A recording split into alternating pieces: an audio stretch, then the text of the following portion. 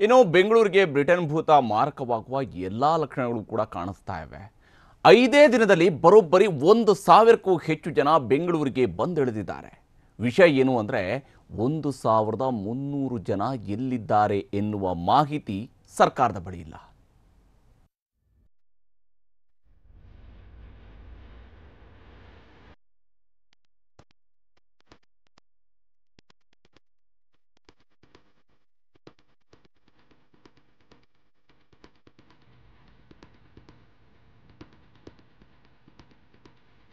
Corona ರೂಪಾಂತರಿ virus ಬ್ರಿಟನ್ನಲ್ಲಿ ಪತ್ತೆಯಾದ ಹೊಸ ತಳಿಯ ವೈರಸ್ ಇಡೀ ವಿಶ್ವವನ್ನೇ ಬೆಚ್ಚಿ ಬೀಳಿಸಿದೆ.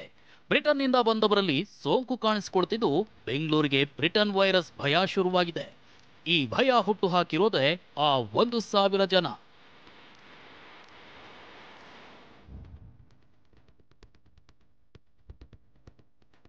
ಬ್ರಿಟನ್ನಿಂದ ಬಂದಿಳಿದ 1,000ಕ್ಕೂ ಅಧಿಕ ಜನ ಎಲ್ಲಿ?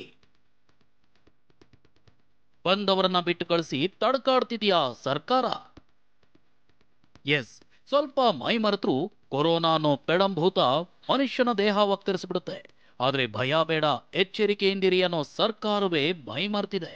ಬ್ರಿಟನ್ನಿಂದ ಬಂದವರನ್ನ ಬೀದಿಗೆ ಬಿಟ್ಟು ತಲೆ ಚೆಚ್ಚಿಕೊಳ್ತಿದೆ.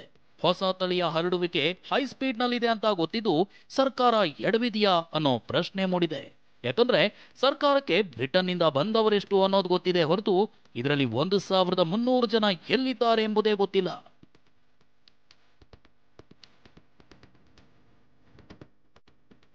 ಇಡೀ ರಾಜ್ಯಕ್ಕೆ ಕಂಟಕವಾಗ್ತಾರ 1,300 ಜನ.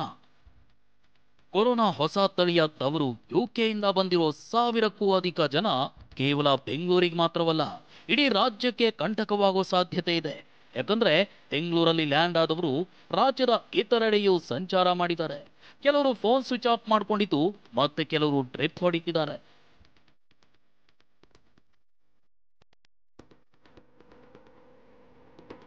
ಹಾಗಾದ್ರೆ ಲಂಡನ್ನಿಂದ ಬಂದವರ ಪೈಕಿ ಎಷ್ಟು ಜನರನ್ನ ಟೆಸ್ಟ್ ಮಾಡಲಾಗಿದೆ, ಎಷ್ಟು ಜನರಿಗೆ ಪಾಸಿಟಿವ್ ಬಂದಿದೆ, ಹೊಸ ತಳಿ ಏನಾದರೂ ಪತ್ತೆ ಆಗಿದೆಯಾ ಅನ್ನೋದನ್ನ ತೋರಿಸ್ತೀವಿ ನೋಡಿ. ಅಂದಹಾಗೆ ಡಿಸೆಂಬರ್ 15ರಿಂದ 20ರವರೆಗೂ 1,582 ಜನ ರಾಜ್ಯಕ್ಕಾಗಮಿಸಿದ್ದಾರೆ. ಇವರಲ್ಲಿ ಡಿಸೆಂಬರ್ 19ರಂದು 200 ಜನರಿಗೆ ಕೋವಿಡ್ ಟೆಸ್ಟ್ ಮಾಡಲಾಗಿದೆ. ಈವರೆಗೂ ಇಂಗ್ಲೆಂಡ್ನಿಂದ ಬಂದ 10 ಜನರಲ್ಲಿ ಸೋಂಕು ಪತ್ತೆಯಾಗಿದೆ.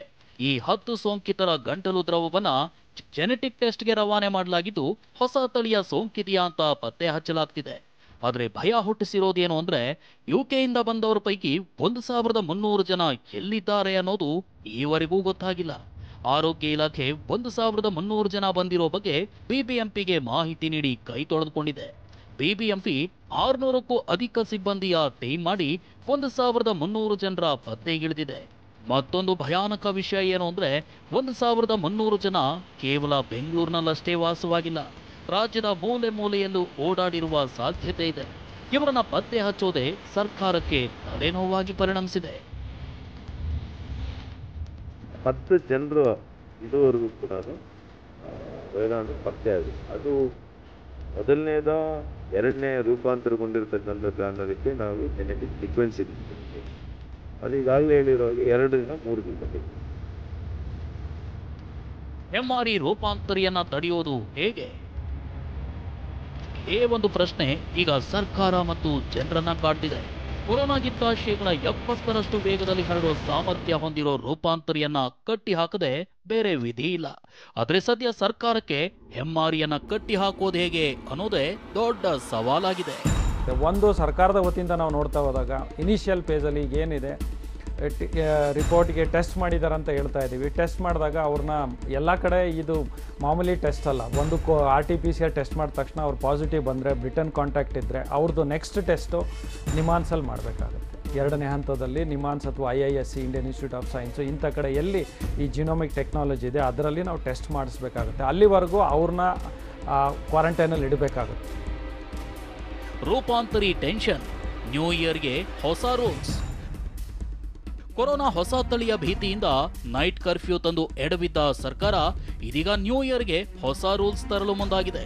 ಪ್ರತ್ಯೇಕ ಮಾರ್ಗಸೂಚಿ ಸಿದ್ಧಪಡಿಸುವಂತೆ ಗೃಹ ಸಚಿವ ಬಸವರಾಜ ಬೊಮ್ಮಾಯಿ ಬೆಂಗಳೂರು ಪೊಲೀಸ್ ಆಯುಕ್ತ ಕಮಲ್ ಪಂತ್ಗೆ ಸೂಚಿಸಿದ್ದಾರೆ. ನಾಳೆ ಅಥವಾ ನಾಡಿದ್ದು ಪ್ರತ್ಯೇಕ ರೂಲ್ಸ್ ಘೋಷಣೆಯಾಗುವ ಸಾಧ್ಯತೆ ಇದೆ. ನೈಟ್ ಕರ್ಫ್ಯೂ ಜಾರಿಗೆ ತಂದಿದ್ದ ಸರ್ಕಾರ ನಗೆಪಾಟಲಿಗೀಡಾಗಿತ್ತು. ಹೊಸ ರೂಲ್ಸ್ ಅನ್ನಾದ್ರೂ ಗಾಂಭೀರ್ಯತೆಯಿಂದ ಜಾರಿ ಮಾಡುತ್ತಾ ಅಥವಾ ಅಪಹಾಸ್ಯಕ್ಕೀಡಾಗಿ ಹೊಸ ವರ್ಷಕ್ಕೆ ಹೊಸ ತಳಿಯನ್ನ ವೆಲ್ಕಮ್ ಮಾಡಿಯೇ ಬಿಡುತ್ತಾ ಅನ್ನೋದು ಈಗಿರೋ ಭಯ. ಮುತ್ತಪ್ಪ ಲಮಾಣಿ, TV9 ಬೆಂಗಳೂರು.